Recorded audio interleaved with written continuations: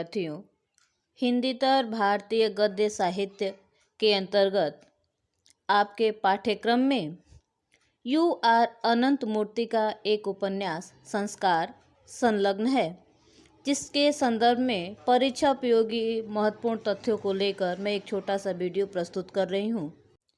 You are अनंत मूर्ति का पूरा नाम उडुपी राजगोपालाचार्य अनंत मूर्ति है, जिनका जन्म 21 दिसंबर 1932 को मेलिगे, कर्नाटक में हुआ था। इनकी मृत्यु 22 अगस्त 2014 में हुई थी। इन्होंने कन्नड़ भाषा में बहुत श्रेष्ठ रचनाएं की हैं और इनकी रचनाओं की श्रेष्ठता को देखते हुए इन्हें ज्ञानपीठ और पद्म भूषण पुरस्कार भी प्रदान किया गया था। कोयट्टम में महात्मा गांधी विश्वविद्यालय के कुलपति रहे, नेशनल बुक ट्रस्ट के चेयरमैन और केंद्रीय साहित्य अकादमी नई दिल्ली के अध्यक्ष भी ये रह चुके हैं। कन्नड़ साहित्य के नव्य आंदोलन के प्रणेता के रूप में भी यू आर अनंत मूर्ति का ही नाम लिया जाता है। अर्थात कन्नड़ साहित्य का जो नव्य आंदोलन, जो हिंदी साहित्य की नई कविता आंदोलन है, उसी के समकक्ष नव्य आंदोलन जो चला था, उसके प्रणेता अनंत मूर्ति जी ही थे। इनके द्वारा लिखित रचनाओं में उपन्यास संस्कार, एंदे दु मुगियद, बावली और सन्निवेश को विशेष महत्व प्रदान किया गया है। यू आर अनंत मूर्ति की साहित्यिक उपलब्धियों को देखते हुए 1994 में इन्हें ज्ञानपीठ पुरस्कार से सम्मानित किया गया और 1998 में पद्म भूषण सम्मान भी प्रदान किया गया था। आइए अब जान लेते हैं आपके पाठ्यक्रम में संलग्न उपन्यास संस्कार के विषय में। यू आर अनंत मूर्ति के कन्नड़ उपन्यास संस्कार को युगांतकारी उपन्यास माना गया है, क्योंकि इसमें लेखक ने ब्राह्मणवाद, अंधविश्वासों और रूढ़िगत संस्कारों पर अप्रत्यक्ष रूप से ही प्रहार किया है, लेकिन उसकी चोट इतनी पैनी है कि उसे सहना सनातन मान्यताओं और समर्थकों के लिए अत्यंत ही दुष्कर और कठिन लगता है, क्योंकि ये पूरा उपन्यास इन्हीं प्राचीन मान्यताओं और रूढ़ियों को तोड़ते हुए दिखाई देता है।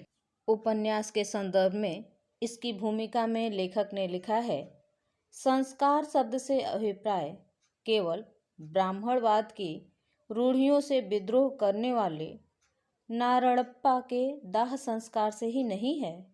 अपने लिए सुरक्षित निवास स्थान, अग्रहार आदि के ब्राह्मणों के विभिन्न संस्कारों पर भी रोशनी डाली गई है।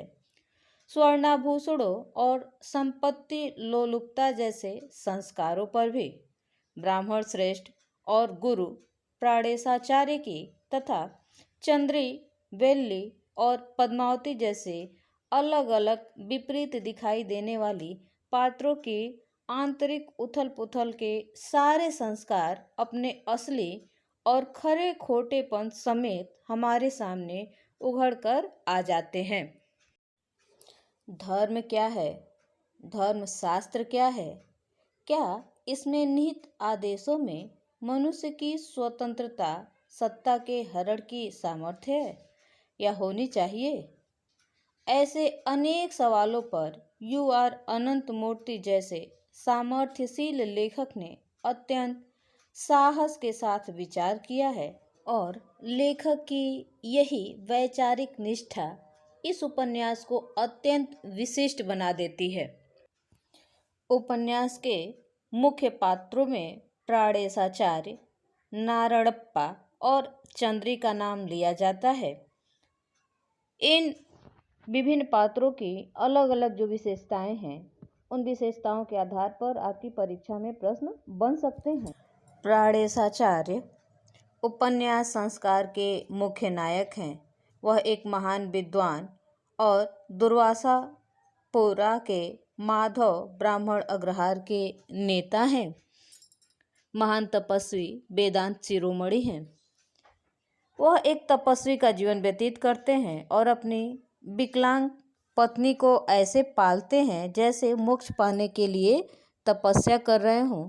उनकी अवैध पत्नी का नाम भागीरथी है। यद्यपि एक महान वैदिक विद्वान शास्त्रों से अच्छी तरह वाकिफ है, लेकिन जब उन्हें विधर्मी ब्राह्मण नारायणप्पा के दाह संस्कार में मध्यस्थता करनी पड़ती है तो खुद को एक उलझन में पाते हैं, क्योंकि उनके करीबी रिश्तेदार एक धोखेबाज ब्राह्मण के अपवित्र अंतिम संस्कार को करने में संकोच करते हैं। मारुति के मंदिर में दैवी मार्गदर्शन लेने की कोशिश करते हुए वह गलती से नारायणप्पा की उपपत्नी चंद्री के स्तनों का स्पर्श अनुभव करते हैं और अपनी शारीरिक मांगों के प्रति समर्पण करके चंद्री के साथ सुख भोगते हैं और उन्हें जीवन में पहली बार यौन सुख का स्वाद चखने को मिलता है। इस प्रकार एक सन्यासी होते हुए भी धीरे धीरे उनका जीवन भ्रष्ट होता चला जाता है। मलेरा के एक युवक पुट्ठा के सहयोग से वह पद्मावती नामक वेश्या के संसर्ग में भी आते हैं और अंततः अपना जो सनातनी जीवन है, जो संस्कार है, उसका चोला उतार कर एक साधारण गृहस्थ का जीवन वह व्यतीत करने लगते हैं। दूसरा पात्र नारायणप्पा है, जो उपन्यास प्रारंभ होते ही यह सूचना मिलती है कि वह प्लेग के कारण मर चुका है और उसके दाह संस्कार की समस्या से ब्राह्मणों के लिए एक विकट समस्या बनी हुई है। प्राणेशाचार के बिल्कुल विपरीत जो नारप्पा है वह अत्यंत भौतिकवादी है, चार्वाक दर्शन में विश्वास करने वाला है और भ्रष्ट ब्राह्मण है। वह मांस खाता है, अपनी उपपत्नी को विधर्मी जाति से ले आता है, गणपति मंदिर के तालाब को अपवित्र करता है। इस तरह की बहुत सी घटनाओं को वह करता है। इसीलिए उसकी मृत्यु के बाद उसके अंतिम संस्कार के लिए ब्राह्मणों में एक संकोच का भाव दिखाई देता है। अंततः चंद्री उसकी सड़ी हुई लाश का किसी भांति अंतिम संस्कार कराती है। चंद्री दुर्वासापुर अग्रहार के निंदनीय ब्राह्मण नारायणप्पा की उपपत्नी है। वह अत्यधिक मोहक और आकर्षक है। हालांकि अग्रहार के रूढ़िवादी ब्राह्मण नारायणप्पा के साथ सोने के लिए मुट्ठों को उठाते हैं। एक निम्न जाति की महिला, वे गुप्त रूप से उसकी स्वाद मोह के लिए भूखे हैं। लेकिन चंद्री शुरू से अंत तक अपने नारायणप्पा को ही ईमानदारी पूर्वक प्रेम करती रहती है, लेकिन प्राणेशाचार के आशीर्वाद से वह पुत्र को प्राप्त करना चाहती है। नारायणप्पा के साथ उसका जीवन बांझ हो गया था। वह प्राणेशाचार्य जैसे महान और पवित्र ब्राह्मण के माध्यम से एक बच्चे के लिए तरसती है और मारुति के मंदिर में दोनों का मिलन भी होता है, दोनों संभोग करते हैं। चंद्री अब पहले से ज़्यादा खुश है क्योंकि आचार्य का बीज अपने गर्भ में धारण करती है। प्रस्तुत उपन्यास में चंद्री पौराणिक कथाओं में वर्णित मेनका, उर्वशी और मत्स्य गंधा का प्रतीक है। उपन्यास के अन्य पात्रों में जो पहला नाम आता है भागीरथी का, वह उपन्यास के नायक प्राणेशाचार्य की अवैध पत्नी है और विकलांग जीवन व्यतीत कर रही है और उसे यह लगता है कि यदि उसकी मृत्यु हो जाती तो उसके पति का दूसरा विवाह हो सकता था। गरुड़ाचार्य दुर्वासापुरा अग्रहार से संबंधित माधव ब्राह्मण हैं। उनके बीच मृतक नारायणप्पा रिश्तेदारी कई पीढ़ियों तक चलती है, इसमें कोई संदेह नहीं है, अर्थात वो नारायणप्पा के रिश्तेदार हैं। लेकिन गरुड़ाचार्य और नारायणप्पा के पिता के बीच किसी मुकदमे को लेकर के कोई विवाद हुआ, तब से दोनों परिवारों का रिश्ता टूट गया और अब उनके बीच कहीं कोई संबंध नहीं बचा हुआ है। सीता देवी गरुड़ाचार्य की पत्नी है और अपने बेटे श्यामा को भटकने और माता पिता की जानकारी के बिना सेना में शामिल होने के लिए नारायणप्पा के खिलाफ शिकायत भी करती है। लक्ष्मणाचार्य भी दुर्वासापुरा अग्रहार के माधव ब्राह्मणों में से एक है और मृतक नारायणप्पा उसकी पत्नी अनसुईया के माध्यम से उससे संबंधित है। अनसुईया लक्ष्मणाचार्य की पत्नी है, जिसकी बहन की शादी स्वर्गीय नारायणप्पा से हुई थी, जिसे उसने चंद्री के लिए छोड़ दिया था।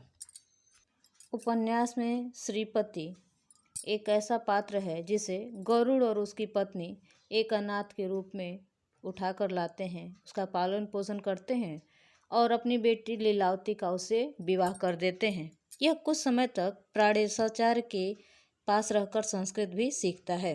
बेली श्रीपति की उपपत्नी है, जो अत्यंत ही कामोत्तेजक है और युवाओं में कामोत्तेजना उत्पन्न करने वाली है, क्योंकि उसके स्तन किसी भी तपस्वी की तपस्या को बिना शस्त्र के ही भंग कर देते हैं।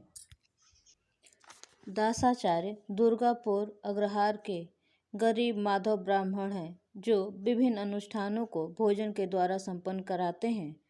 यही 4 ब्राह्मणों के साथ मिलकर नारायणप्पा का अंतिम संस्कार भी करते हैं, क्योंकि ये गरीब है और इनके लिए इनका संस्कार सिर्फ भोजन है। लक्ष्मी देवम्मप्पा एक बाल विधवा है, जिसका जीवन अत्यंत कष्टों में बीतता है और अंततः वह अपनी चेतना खोकर पागल हो जाती है। मंजय्या दुर्वासापुर अग्रहार के अत्यंत समृद्ध और सुसज्जित ब्राह्मण हैं और नारायणप्पा के परम मित्र भी। पुट्टा मलेरा संप्रदाय का एक युवक है, जिसकी पत्नी अक्सर अपने माता पिता के साथ अपने मायके में रहती है, इसीलिए उसका संबंध पद्मावती नामक एक युवती से हो जाता है।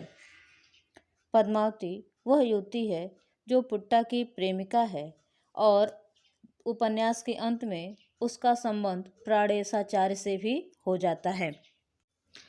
इस उपन्यास से उपन्यास की भाषा, प्रमुख पात्रों के नाम और एक पात्र का दूसरे पात्र से क्या संबंध है, इस तरह के अति लघु प्रश्न पूछे जा सकते हैं। इसलिए आप ध्यान से यदि इस वीडियो को देखें तो इस पुस्तक से बनने वाले सभी प्रश्नों का उत्तर आप आसानी से दे सकते हैं।